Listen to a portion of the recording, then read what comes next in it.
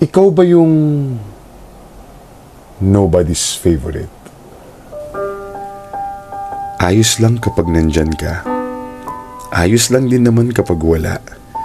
Walang naghahanap, walang nag-aaya, walang masyadong nag-aalala. Minsan, walang nakakaalala. Iniisip mo tuloy ng paulit-ulit kung paanong ikaw naman ang ipinaglalaban, ikaw naman ang iniingatan.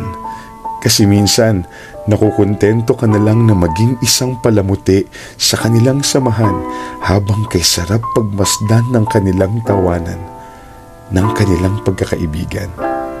Marahil, may mga tao lang talagang hindi laan para sa atin, pero balang araw, makikita at makakasama rin natin yung magiging kapalagayan natin.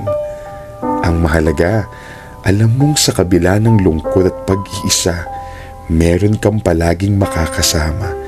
Dahil sa kabila ng 1,100 taong hindi ka bibigyan ng pagpapahalaga, sa kanya, makakasiguro kang mahal ka niya.